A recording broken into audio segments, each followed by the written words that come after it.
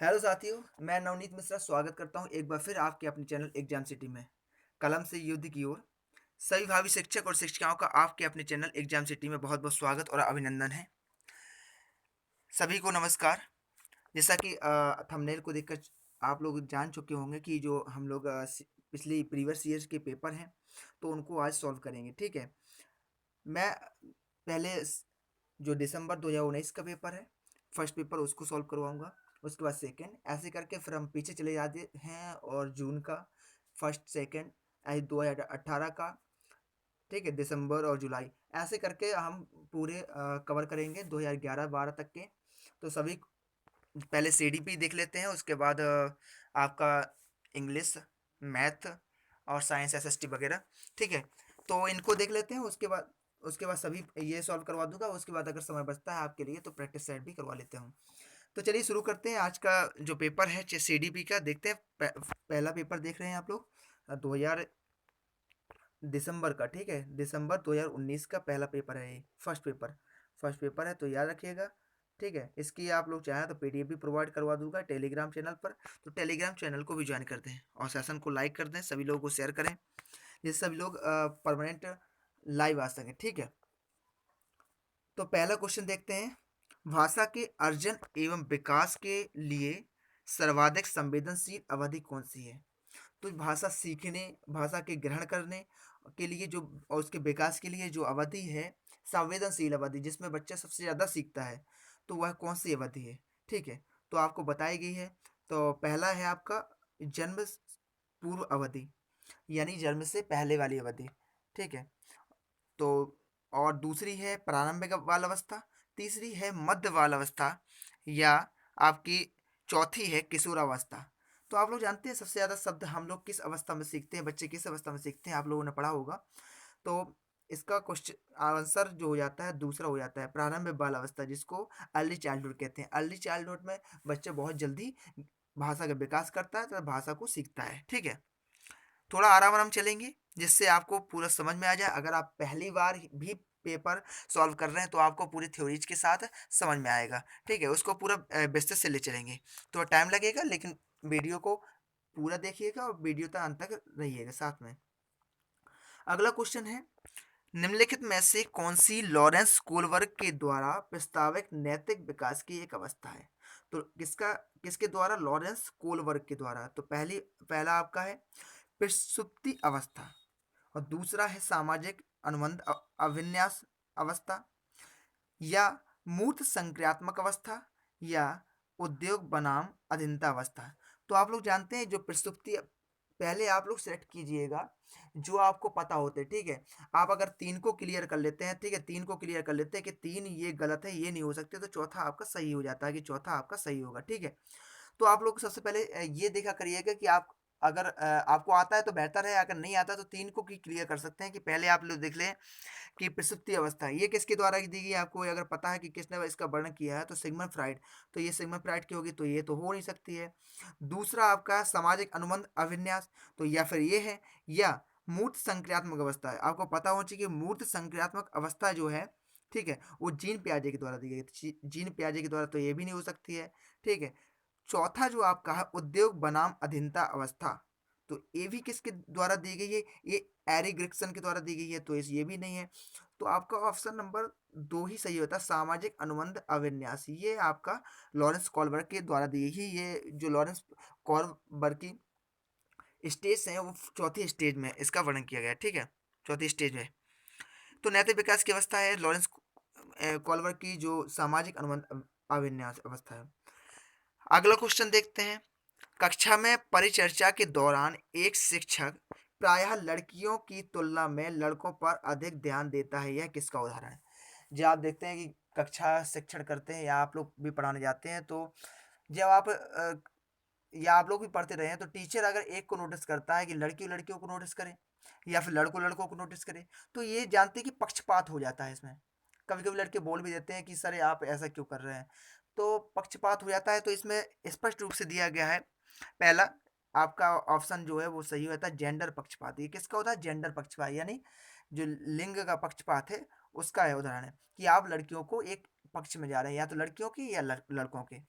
ठीक है। जेंडर पहचान का तो हो नहीं सकता, जेंडर पहचान का क्या है, आप लोग जेंडर पहचान का तो ये होता अगर कहते हैं कि ये लड़का है, ये लड़की है, ठीक है, ये लड़कों का ग्रुप है, ये लड़कियों का ग्रुप है, ये जेंडर पहचान का होता है। जेंडर समबद्धता का भी नहीं है, जेंडर समरूपता का भी नहीं है। तो आपका पक्षपात, आप लोग जान गए होंगे कि जेंडर पक्षपात ही जो शिक्षण प्रायः करते हैं लड़कियों की तुलना में लड़कों पर अधिक ध्यान दे रहा है, तो मतलब एक लड़कों पर ध्यान दे रहा है तो जेंडर पक्षपात है। ठीक है, एक जेंडर के पक्ष में निर्णय कर रहा है, ध्यान उसको एक तरफ दे रहा है। टीचर को ऐसा नहीं करना चाहिए, उसको दोनों पक्षों को बराबर लेकर चलना जरूरी है। ठीक है, यही रूढ़िवादिता चली आई है कि हम लोग लड़कों को ज़्यादा प्रोत्साहन देंगे, शुरू से ऐसे चलती आई है, लेकिन अब काफ़ी समय चेंज हो गया है, तो हमें भी बदलना चाहिए समय के अनुसार।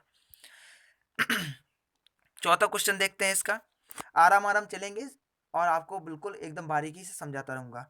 चौथा क्वेश्चन इसका है, बच्चों में जेंडर रूढ़िवादिता एवं जेंडर भूमिका अनुरूपता को कम करने के लिए निम्नलिखित में से कौन सी पद्धति प्रभावशाली है?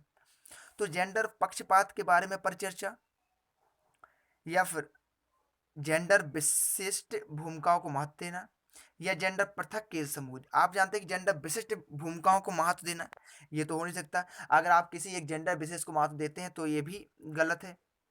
और तीसरा आपका जेंडर पृथक खेल समूह बनाना, ठीक है, ये भी गलत है, क्योंकि अगर आप समानता लाना चाहते हैं, लिंग लिंग में समानता लाना चाहते हैं, तो आपको साथ में सब कुछ ऐसे खेल बनाना चाहिए जिसमें साथ में चाहे लड़का हो या लड़की साथ में खेले। तो जेंडर पृथक खेल समूह ये भी बनाना ये भी गलत है।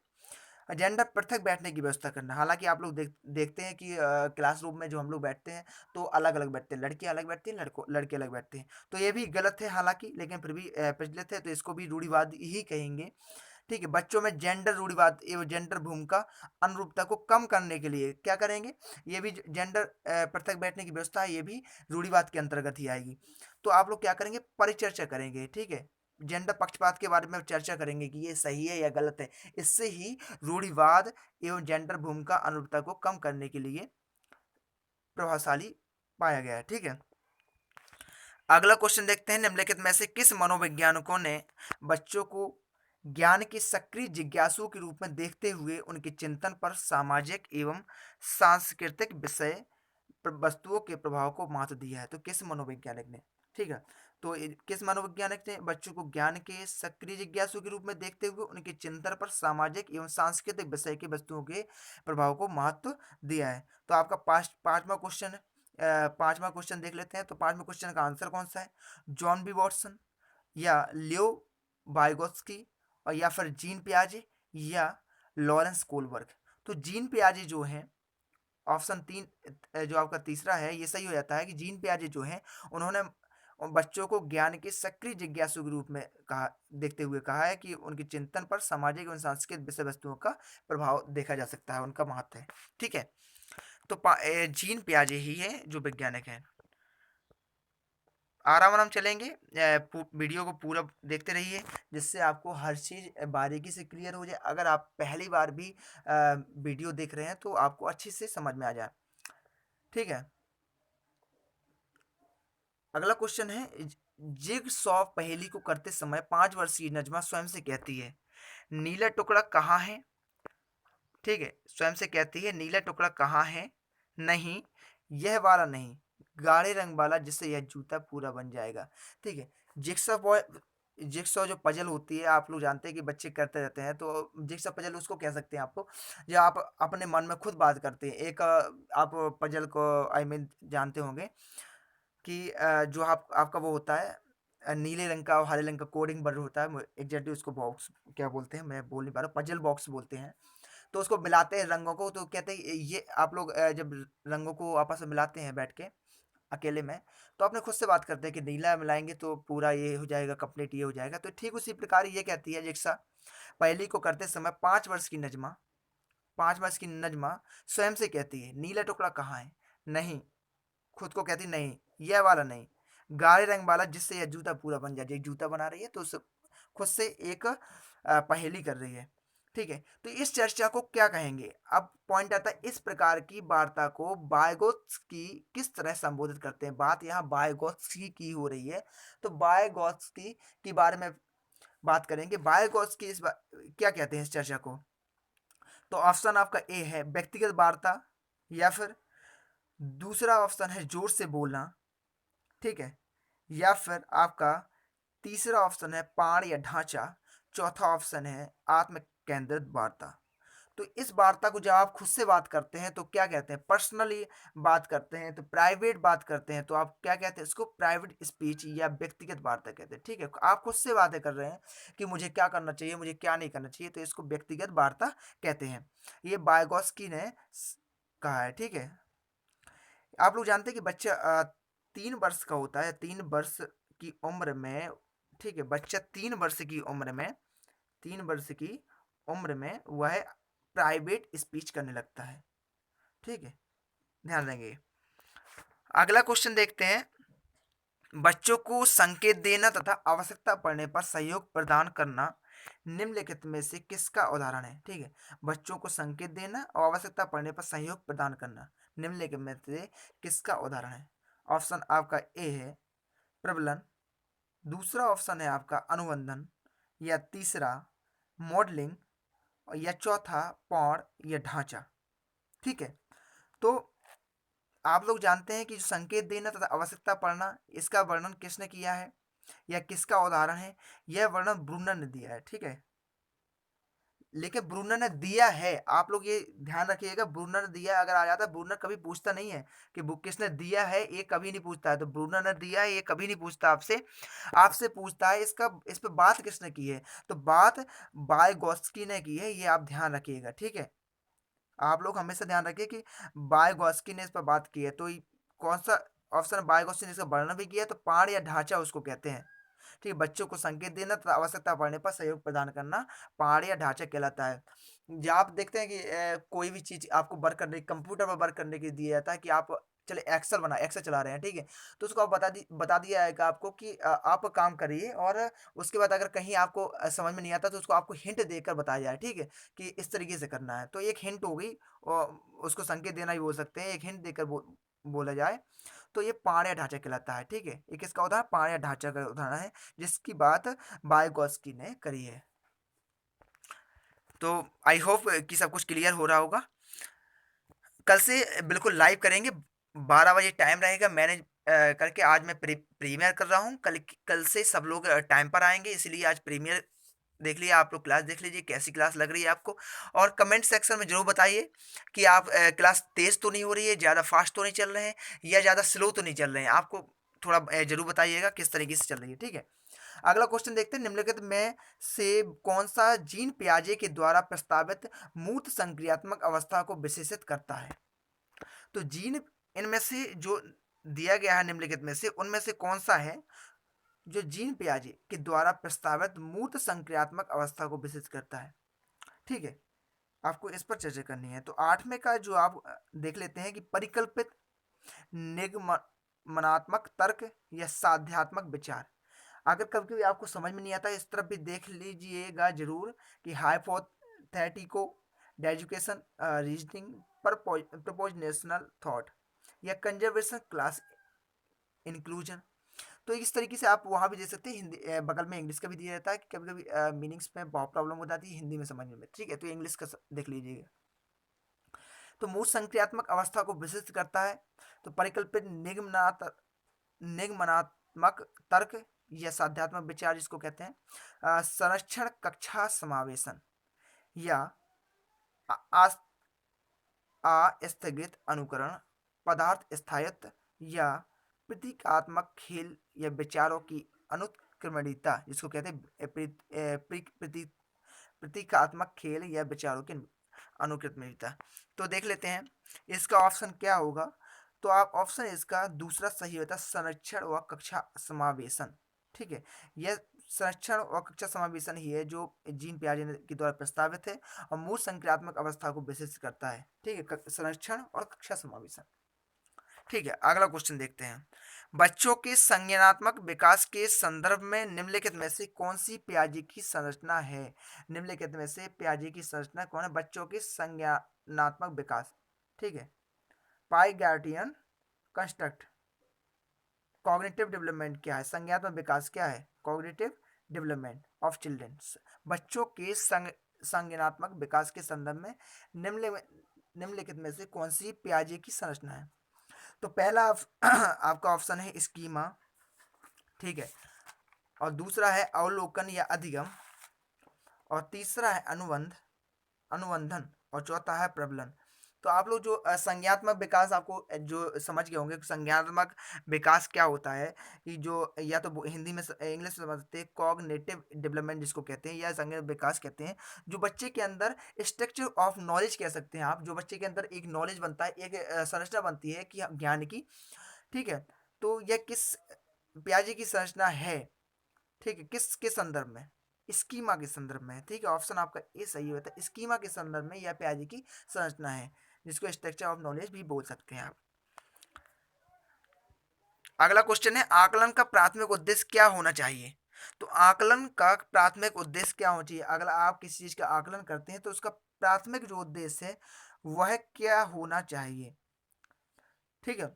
तो आपका पहला ऑप्शन है विद्यार्थियों के लिए श्रेणी निश्चित करना। ये तो बात वही होगी कि आप एक श्रेणी निश्चित कर रहे हैं, तो ये तो बात हो ही नहीं सकती कि आप विद्यार्थियों की श्रेणी निश्चित करें, क्योंकि आप विद्यार्थी को पहले पढ़ाया ही नहीं आपने, उस किस प्रकार से आकलन कर रहे हैं, तो आकलन इस प्रकार से नहीं कर सकते हैं। दूसरा ऑप्शन आपका है संबंधित अवधारणाओं के बारे में बच्चों की स्पष्टता तथा भ्रांतियों को समझना, ठीक है, जो संबंधित अवधारणाएं हैं उनके बारे में बच्चों की स्पष्टता क्या है और उनकी भ्रांतियां क्या हैं उनको समझना है। या फिर आपका विद्यार्थियों के प्राप्तांकों के आधार पर उनको नामांकित करना, ठीक है, उनके जो प्राप्तांक है उनके आधार पर नामांकित कर रहे हैं, तो ये भी आपका गलत है कि प्राप्तांक के आधार पर आप नामांकित नहीं कर सकते, क्योंकि वो हो सकता है अगली बार और अच्छा स्कोर कर सके, ठीक है। क्योंकि आप लोग भी जब सीटेट की बात चर्चा ही करते हैं, तो सीटेट के बारे में आप अगर जाने तो पहली बार हो सकता है आप कम स्कोर कर पाए, अगली बार और अच्छे स्कोर कर पाए, तो एक प्राप्तांक के आधार पर उसकी, ठीक है, उसका आकलन नहीं कर सकते, आपकी उसकी योग्यता का आकलन नहीं कर सकते हैं। चौथा आपका है रिपोर्ट कार्ड में उत्तीर्ण या अनुत्तीर्ण अंकित करना, या रिपोर्ट कार्ड में अनुत्तीर्ण या उत्तीर्ण अंकित करके ये नहीं कर सकते, ये भी गलत है। आपका ऑप्शन दो ही सही हो जाता है कि, ठीक है, संबंधित अवधारणाओं के बारे में बच्चों की स्पष्टता तथा भ्रांतियों को समझना, इससे आप उसके प्राथमिक उद्देश्य, आकलन के प्राथमिक उद्देश्य क्या है उसे समझ सकते हैं, ठीक है। अगला क्वेश्चन देखते हैं। क्वेश्चन नंबर 11 है निम्नलिखित कथनों में से कौन सा बुद्धि के बारे में सही है, ठीक है, बुद्धि के बारे में सही है। तो ऐसा कौन सा निम्नलिखित में से कथन है जो बुद्धि के बारे में सही है। तो पहला आपका है बुद्धि एक निश्चित योग्यता है जो जन्म के समय ही निर्धारित हो जाती है, ठीक है। या तो आप ये कह सकते हैं बुद्धि एक निश्चित योग्यता है, तो ऐसा कुछ नहीं है। कई लोगों की बुद्धि बाद में खुलती है, आप लोग जानते हैं कि बाद में चर्चा है, तो ऐसा कुछ नहीं है कि जन्म से ही आपकी बुद्धि का निर्धारण हो जाता है, ऐसा कुछ नहीं है, ठीक है। तो ये तो गलत हो गई, ये अवधारणा गलत होगी आपकी। और दूसरा है बुद्धि को मानकीकृत परीक्षणों के प्रयोग से सटीक रूप से मापा एवं निर्धारित किया जा सकता है, ठीक है। तो बुद्धि को मापा जा सकता है, मान सकते हैं, ठीक है, तो इसको भी देख लेते हैं। तीसरा आपका जो दिया गया है बुद्धि एक एकात्मक कारक तथा एक एकाकी विशेषक है, ये बिल्कुल से पूर्णतः गलत है। बुद्धि एक एकात्मक कारक भी नहीं है, ना ही एक एकाकी विशेषक है, ये एकात्मक वाली बात हो गई, ठीक है। तो ये बुद्धि ऐसी नहीं है। और उसके चौथा जो ऑप्शन है बुद्धि बहुआयामी है तथा जटिल योग्यताओं का समूह है। तो ऑप्शन आपका चौथा सही होता है, बुद्धि बहुआयामी है तथा जटिल योग्यताओं का समूह है, ठीक है। बहुआयामी है, वह कभी भी बढ़ सकती है, और वह जटिल योग्यताओं का समूह है। तो आपका दूसरा भी गलत हो जाता है। हमको उससे बेहतर एक क्वेश्चन सिलेक्ट करना, जहाँ आप इस तरह के क्वेश्चन आ जाते हैं, दूसरा भी सही हो सकता था काफी मानकों में उसका परीक्षण के आधार पर सटीक रूप से नापा जा सकता है, लेकिन उससे अच्छा जगह अगर आपको कुछ ऑप्शन मिल जाता है तो आप सटीक पर जाइएगा, ठीक है। तो चौथा आपका बुद्धि बहुआयामी है तथा जटिल योग्यताओं का एक समूह है, तो ये कथन सही हो जाता है। अगला क्वेश्चन, रूही हमेशा समस्या के एकाधिक समाधानों के बारे में सोचती है। यहाँ रूही की बात करी गई है, ठीक है।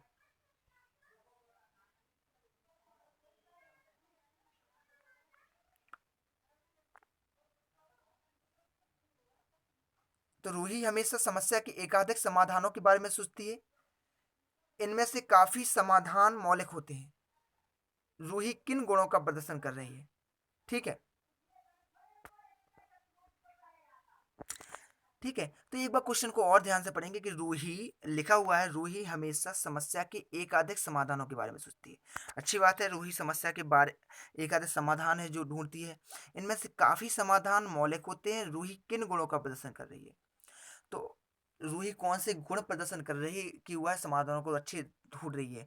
तो ऑप्शन एक है आपका सृजनात्मक विचारक। ठीक है, जो गुण है उसके कौन से, सृजनात्मक विचारक या अभिसारिक विचारक? तो अभिसारिक विचारक तो आपका रॉन्ग ही हो जाता है, क्योंकि अभिसारिक विचारक तो है ही नहीं। ठीक है, जो कन्वर्जेंट थिंकर होते हैं वो ठीक है, एक अच्छे समाधान पर नहीं पहुंच सकते हैं। या हो जाता है अनम्य विचारक, अनम्य विचारक। ठीक है, अनम्य विचारक या रिगिड थिंकर है, वो भी इस तरीके नहीं पहुंच सकते हैं।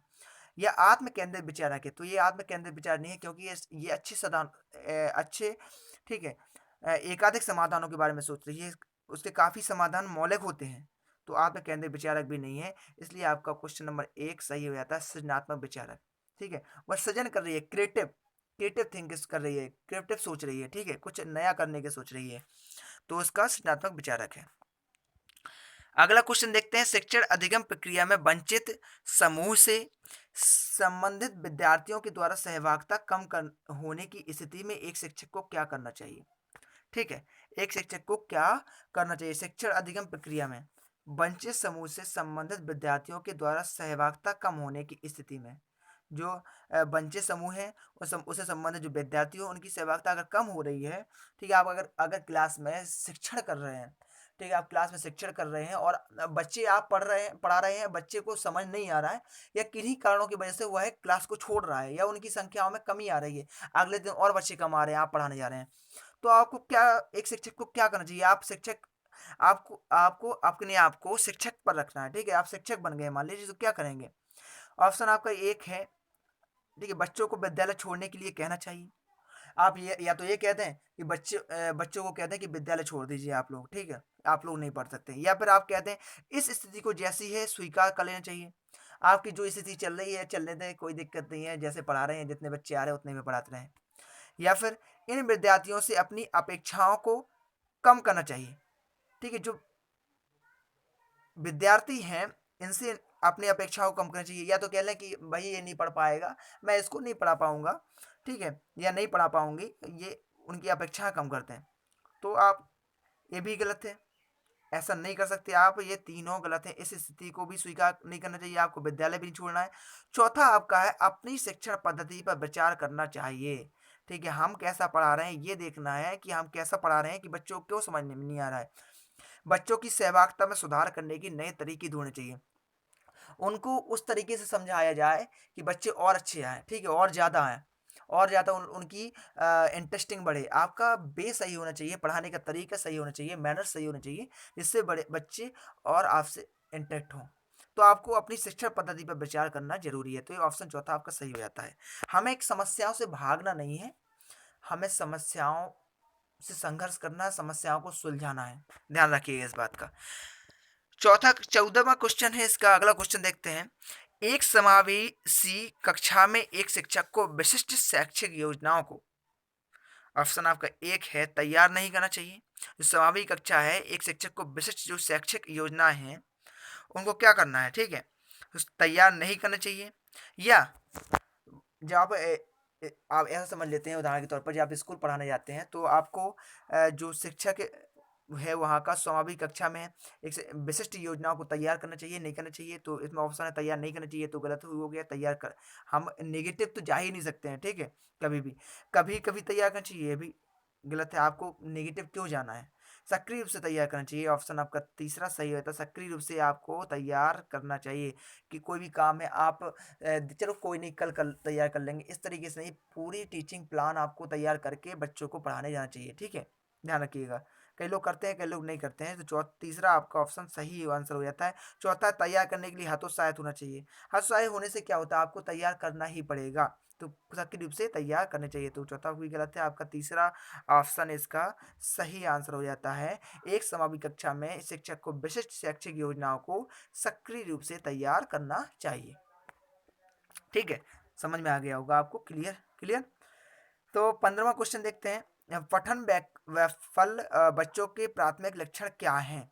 आई थिंक मैं थोड़ा लेट जा रहा हूँ, बहुत टाइम लग रहा है। फिर भी कोशिश जल्दी करूँगा। बता दीजिएगा आप लोग कि कहीं ज़्यादा समय तो नहीं ले रहा हूँ आप लोगों का। बाकी मैं सोच रहा हूँ कि आपको हर चीज़ क्लियर होती जाए तो बेहतर होगा। आप मेरे प्रीवियस ईयर की जो, ऐसे तो आप आंसर शीट आपके पास होगी, बहुत लोगों ने क्वेश्चन सॉल्व भी कर लिए होंगे। तो जो उस क्वेश्चन को एक तर्क के आधार पर सॉल्व करते हैं तो बेहतर होता है, आप लोगों को भी आगे पढ़ने में या करने में, सॉल्व करने में प्रॉब्लम नहीं होती है। ठीक है, तो अगला क्वेश्चन क्या है, पठन वैफल्य बच्चों के प्राथमिक लक्षण क्या है। पठन वैफल्य आप ये आया है तो कई बार आप लोग बदल कर दे देते हैं, ये परीक्षा सीटेड वाले अक्सर क्वेश्चन को घुमा कर देते हैं। तो इस बार पठन वैफल्य पूछ लिया है, डाइस डायलैक्सिया जिसको बोलते हैं। तो इंग्लिश में आप लोग जब समझ में ना है इस तरह की हिंदी, तो इंग्लिश में भी दे सकते हैं कि डायलैक्सिया क्या है। ठीक है, पठन वैफल्य या पठन विकार भी इसको कह सकते हैं। पहले पठन विकार लिख के आया था, पठन विकार। ठीक है, विकार जानते ही आप, किसी चीज में एक अवरोध उत्पन्न होना, ये विकार कहलाता है, विकार उत्पन्न हो जाता है। शरीर में भी विकार उत्पन्न हो जाते हैं, जिस रोग कहते हैं। तो पठन वैफल्य बच्चों के प्राथमिक लक्षण क्या है। तो पठन विकार के पढ़ ना पाने के लक्षण क्या है। न्यून अवधान विकार। ठीक है, न्यून अवधान विकार, या अवसारी चिंतन, पढ़ने में धारा प्रवाहिता। या तो अवधान हो जाता है, अवधान बेकार हो जाती है, या अवसारी चिंतन। ठीक है, पढ़ने में धारा प्रवाहिता, या धारा प्रवाह पढ़ने की अक्षमता, या आपका धारा प्रवाह पढ़ने की अक्षमता। तो क्या है, धारा प्रवाह, जब डेलेक्सिया हो जाता है तो धारा प्रवाह नहीं बच्चा पढ़ पाता है। ठीक है, वह किसी शब्द को अलग अलग पढ़ता है। ठीक है, लखनऊ अगर आता है तो नखलऊ पढ़ता है। ऐसे बहुत से शब्द होते हैं जिनको जल्दी जल्दी में अलग प्रकार से पढ़ता है, तो ये आपको धारा प्रवाह पढ़ने की अक्षमता हो जाती है। पठन वैफल्य इसको कहते हैं। एक ही गति विषयक कार्य को बार बार दोहराना, ये भी गलत है। ठीक है, ये नहीं है, गति विषयक कार्य को नहीं। एक कोई चीज़ जब आपको पढ़ते हैं, पढ़ने में जो वैफल्य होता है उसको पठन विकार कहते हैं। तो आपका हो जाता है, आप किसी चीज़ को जब अलग पढ़ते हैं जल्दी जल्दी में, लखनऊ का नखलऊ पढ़ लेते हैं या कुछ ऐसे पढ़ लेते हैं, शब्दों का प्रयोग कर लेते हैं, तो उसे पठन वैफल्य कहते हैं। ठीक है, अगला क्वेश्चन देखते हैं, शिक्षा का अधिकार अधिनियम। ठीक है, जो शिक्षा का अधिकार अधिनियम है 2009 जिसको बोलते हैं, में उल्लेख की गई समावेशी शिक्षा की अवधारणा निम्नलिखित में से किस पर आधारित है। जो 2009 के अगर जो एक्ट के थ्रू जाए आप लोग, ठीक है, तो राइट टू एजुकेशन जो, ठीक है, जो एक्ट है राइट टू एजुकेशन एक्ट 2009, उसकी अवधारणा किस पर आधारित है, उस अवधारणा के तहत आपको बताना है। ठीक है, तो किस पर आधारित है। तो पहला आपका व्यवहारवादी सिद्धांत। ठीक है, पहला आपका व्यवहारिक सिद्धांत। दूसरा है अशक्त बच्चों के प्रति एक सहानुभूतिक अवृत्ति। जो अशक्त बच्चे हैं, जो सशक्त नहीं हैं, उनके प्रति एक सहानुभूति, या फिर अधिकार आधारवादी मानववादी परिप्रेक्ष्य। या तो अधिकार आधारवादी आप मानववादी परिप्रेक्ष्य करने लगे। ये चौथा है मुख्यतः व्यवसाय शिक्षा उपलब्ध करा के अशक्त बच्चों को मुख्य धारा में शामिल करना। ठीक है, आप राइट टू एजुकेशन के द्वारा जाएंगे तो चौथा आपका ऑप्शन सही हो जाता है। ठीक है, मुख्यतः व्यवसाय शिक्षा उपलब्ध करा के करके आसक्त बच्चे जो नहीं पढ़ पा रहे हैं, जो असक्त हैं, उनको मुख्य धारा में शामिल करना, सबके साथ शामिल करना, सबको एक साथ लेके चलना पढ़ाई के लिए। ठीक है, तो चौथा आपका क्वेश्चन सही हो जाता है। अगला क्वेश्चन देखते हैं, संरचनावादी ढांचे में अधिगम प्राथमिक रूप से, ठीक है, प्राथमिक रूप से क्या है। संरचनावादी ढांचे में अधिगम यानी सीखना प्राथमिक रूप से क्या है। यंत्रवत याद करने की आधारित, करने पर आधारित है। तो यंत्रवत, तो ये तो फिर आप, ठीक है, मेमोराइजेशन पर पहुंच गए, तो हम रट्टा मारना ये तो कभी सही नहीं हो सकता ये। ठीक है, सीढ़ी भी कभी नहीं कहती है कि जो रट्टा मारना वो सही है। ठीक है, तो ये तो गलत ही हो गया आपका। तो पहला क्वेश्चन आपका गलत हो जाता है। उसके बाद आता है आपका प्रबलन पर केंद्रित। तो प्रबलन पर केंद्रित, ठीक है, ये हो गया। या फिर अनुबंध द्वारा अर्जित।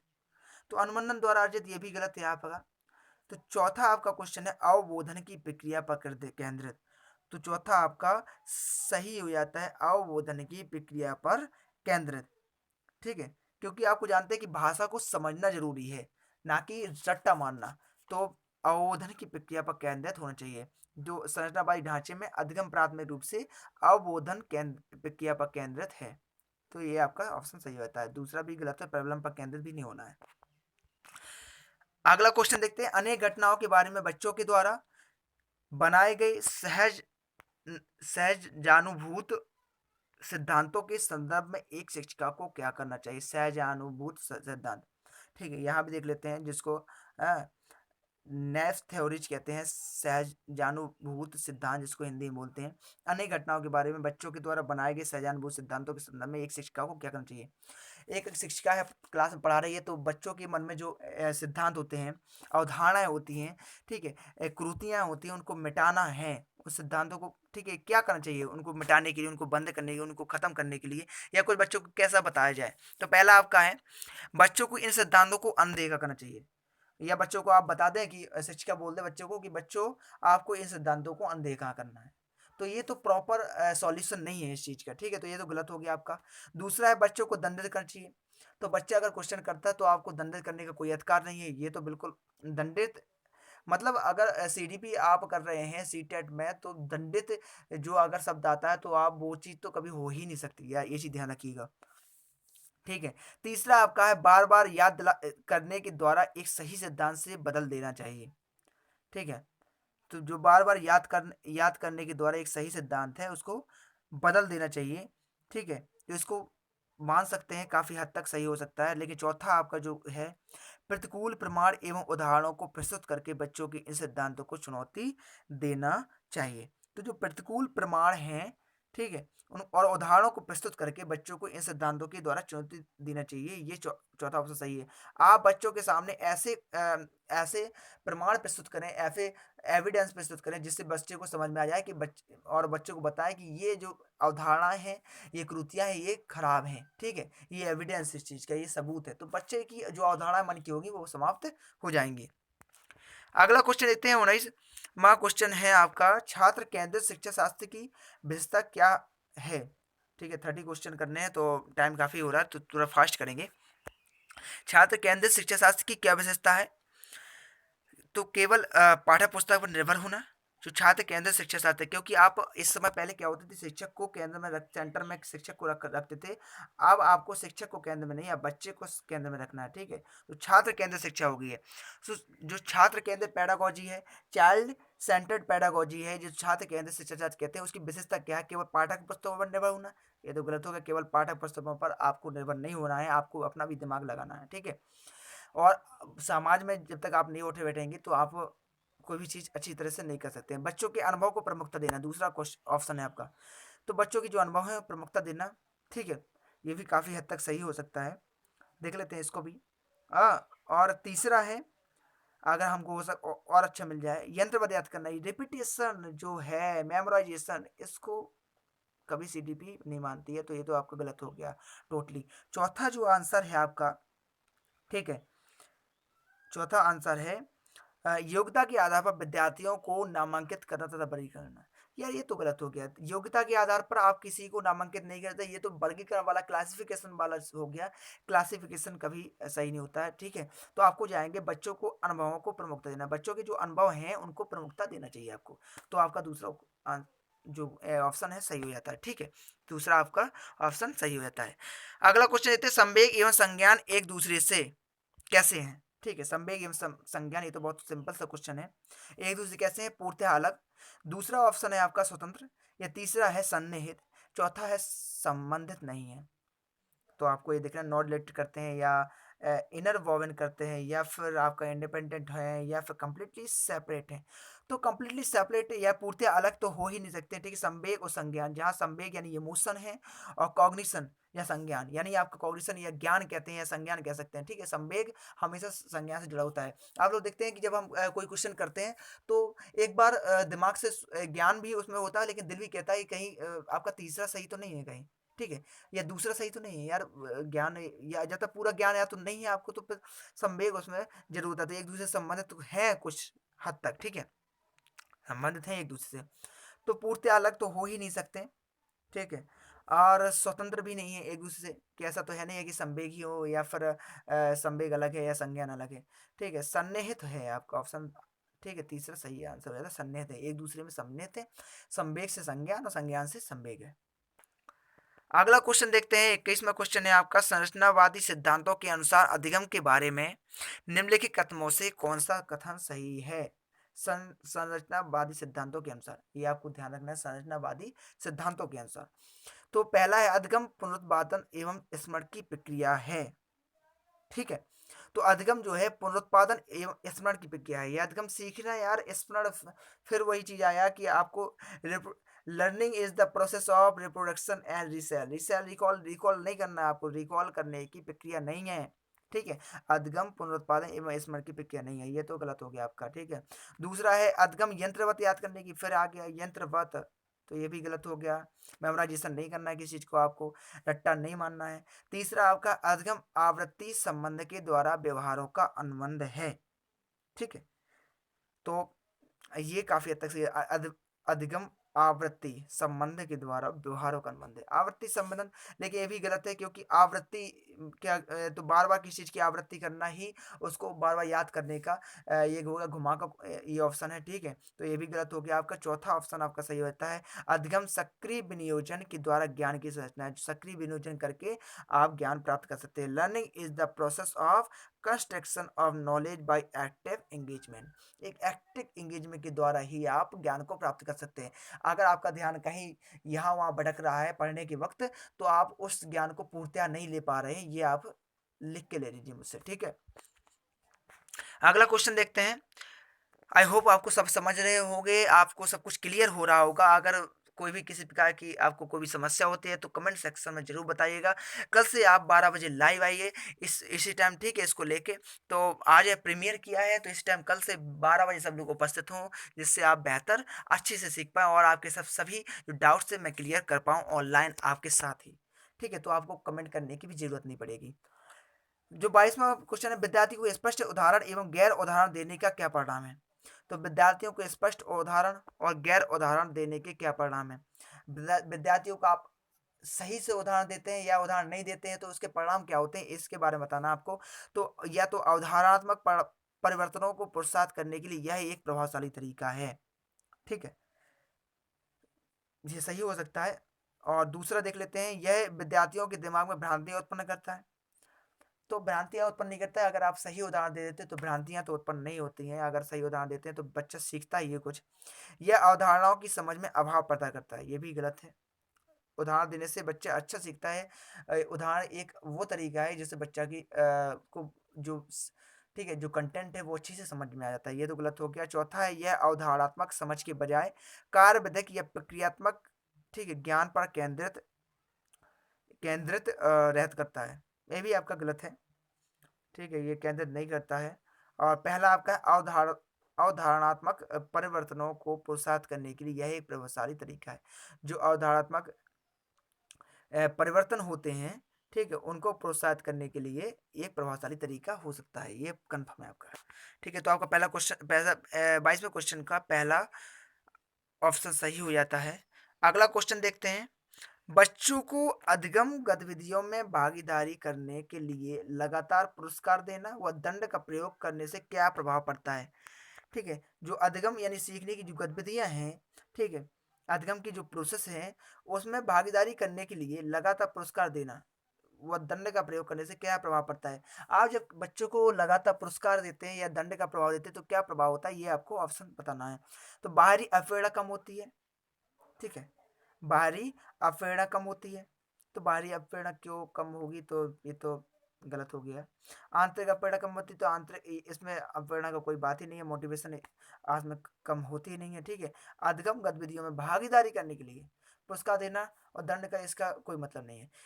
तीसरा जो आपका है, यह बच्चों को प्रदर्शन आधारित लक्ष्यों के बजाय निपुणता पर ध्यान देने के लिए प्रोत्साहित करेगा।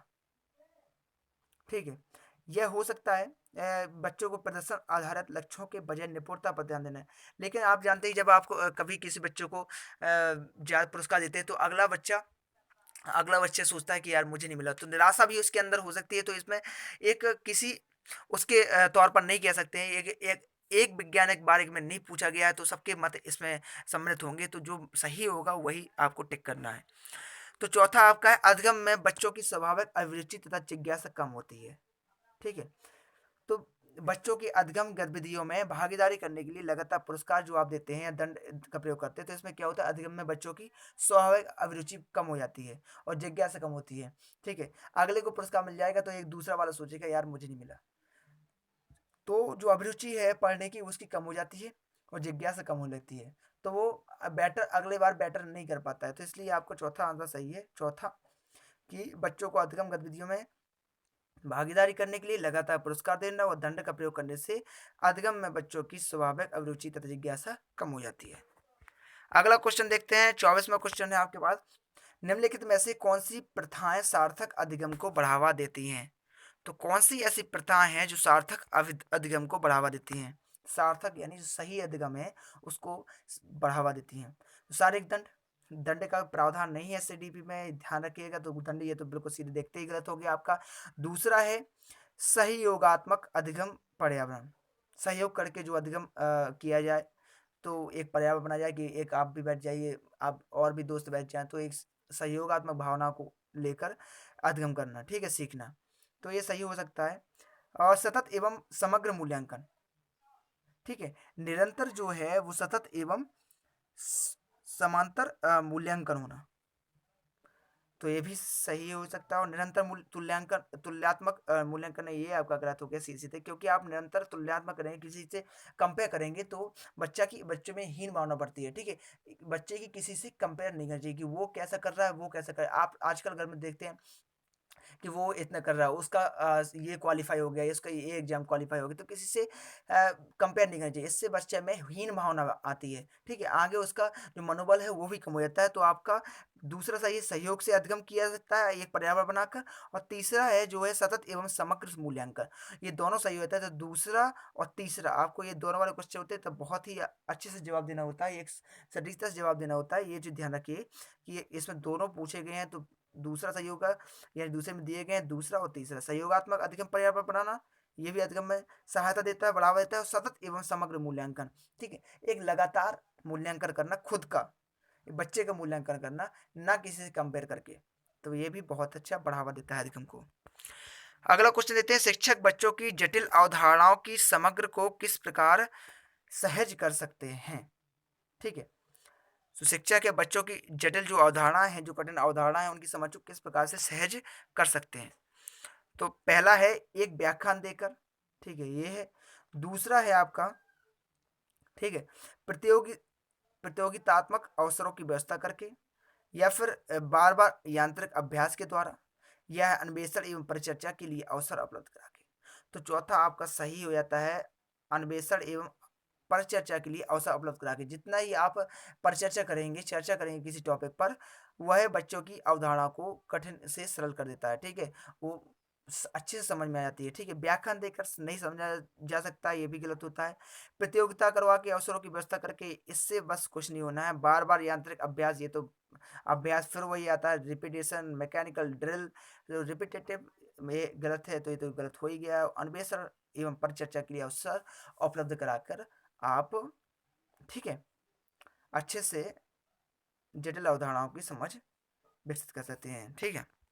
अगला क्वेश्चन देखते हैं, एक प्राथमिक विद्यालय की अध्यापिका बच्चों को एक प्रभावशाली समस्या समाधानकर्ता बनने के लिए किस प्रकार प्रोत्साहित करती है? जो प्राथमिक विद्यालय की, आपको अपने को प्राथमिक विद्यालय के बच्चों को पढ़ाने के लिए रख कर देखना है, ठीक है, उनके सामने। तो क्या होता है, प्रत्येक छोटे कार्य के लिए भौतिक पुरस्कार देकर, तो छोटे कार्य के लिए भौतिक पुरस्कार देकर, ठीक है, ये बहुत, अब छोटा सा कार्य किया और उसे तुरंत पुरस्कार दीजिए, ये तो बिल्कुल गलत हो गया, ठीक है। और दूसरा है केवल प्रक्रियात्मक ज्ञान पर बल या मत देकर, तो एक प्रक्रियात्मक ज्ञान पर बल देने से कुछ नहीं होगा, तो ये आपका गलत हो गया। और गलत उत्तरों को अस्वीकार करके एवं दंडित करके, तो दंड तो प्रावधान ही नहीं है सीटेट में और सीडीपी में, तो दंड तो गलत हो गया। चौथा है बच्चों को सहजानुभूत अनुमान लगने के लिए प्रोत्साहित करें, तो उसी पर आधारित विचार मंथन करके। किसी भी चीज को आप विचार पूर्वक और एक सहज भाव से एक विस्तृत परिचर्चा कर कर देखते हैं, तो वह चीज वास्तव में क्लियर होती है। इसीलिए ग्रुप डिस्कशन को महत्व दिया गया है। तो आप लोग हर चीज को, किसी कोई भी टॉपिक हो, एक सहजानुभूत अनुमान लगाकर प्रोत्साहित करके, तो उसी पर आधारित विचार मंथन करके सही कर सकते हैं, ठीक है, प्रोत्साहित कर सकते हैं। अगला क्वेश्चन देखते हैं, 27वां क्वेश्चन है, निम्नलिखित अवधि में से किसमें शारीरिक वृद्धि एवं विकास तीव्र गति से घटित होता है? ठीक है, निम्नलिखित अवधि में से किसमें शारीरिक वृद्धि एवं विकास तीव्र गति से घटित होता है? तो शारीरिक वृद्धि और विकास सबसे ज्यादा किस अवस्था में होता है, ये आपको बताना। तो पहला है क्वेश्चन को पढ़ना बहुत इंपॉर्टेंट है, क्वेश्चन को सही से पढ़ा करिएगा जिससे आपको सही से पता चले। तो घटित घटे यानी घटना, ठीक है, हैपेंड होता है, हैपेंड, ठीक है। तो ये कौन सा ऐसी जो जो घटना होती है सबसे ज़्यादा शारीरिक वृद्धि और विकास तीव्र गति से सबसे ज़्यादा कौन सी अवस्था में होता है, ये आपको बताना है, ठीक है। तो 27 का पहला ऑप्शन है सहसावस्था या प्रारंभिक अवस्था।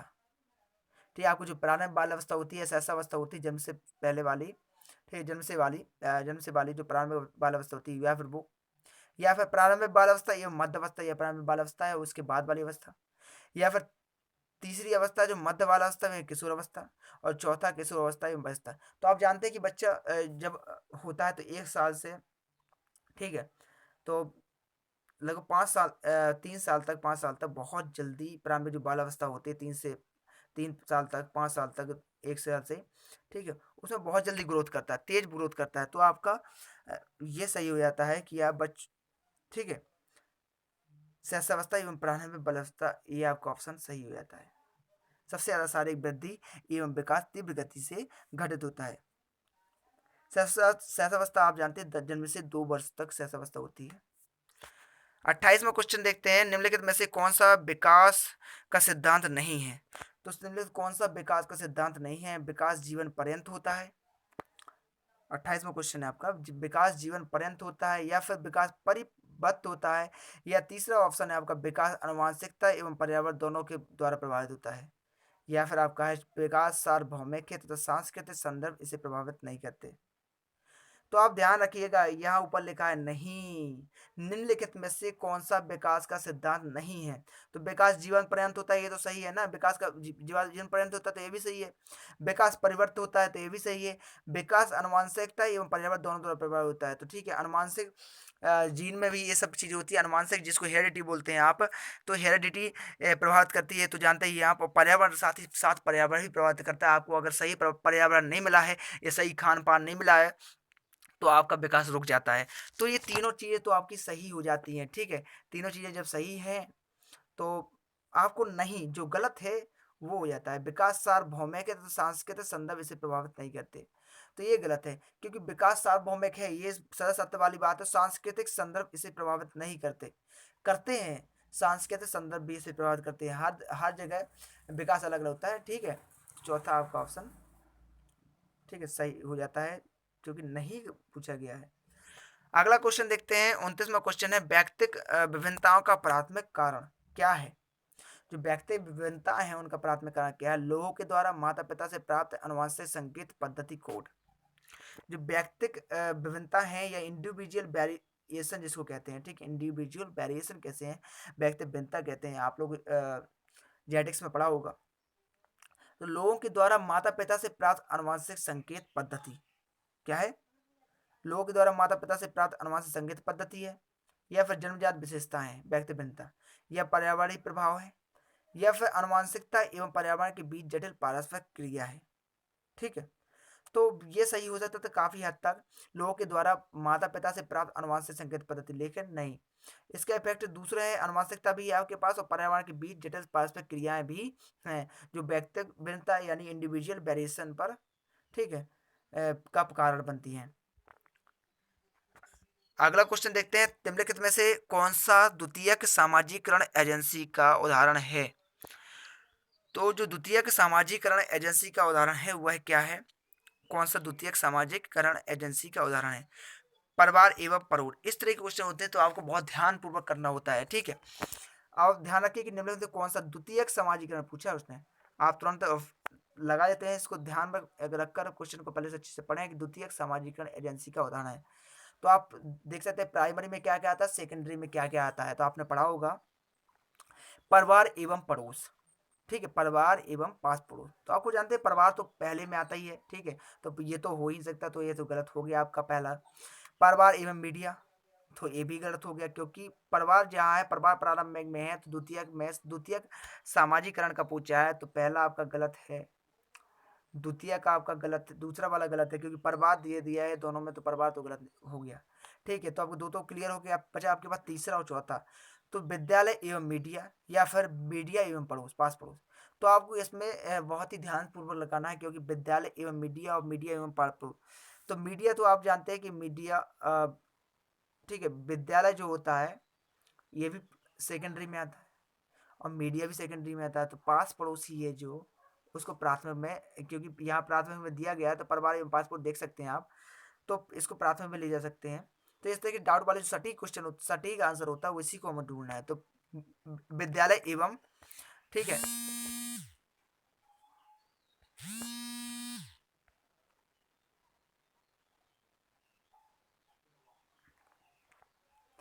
ठीक है, तो हमें,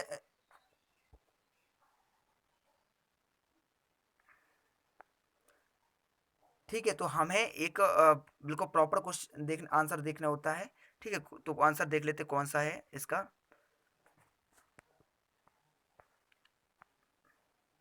तो आंसर इसका है विद्यालय एवं मीडिया। ठीक है, विद्यालय एवं मीडिया, विद्यालय भी सेकेंडरी सामाजिक एजेंसी का उदाहरण है और मीडिया भी।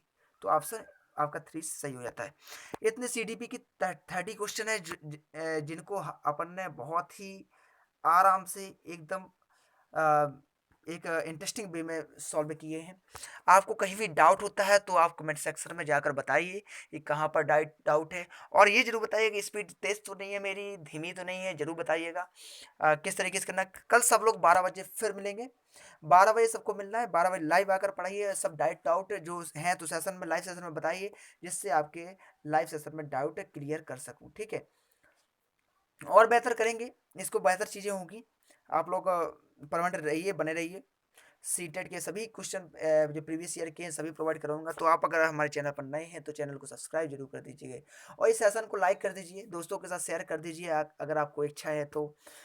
और बाकी आप लोग कमेंट करते ही हैं, लाइक एक मार दीजिएगा। ठीक है, फिर मिलते हैं नई वीडियो के साथ। Thank you so much. सभी लोग अपना बहुत बहुत ख्याल रखिएगा। जय हिंद, जय भारत।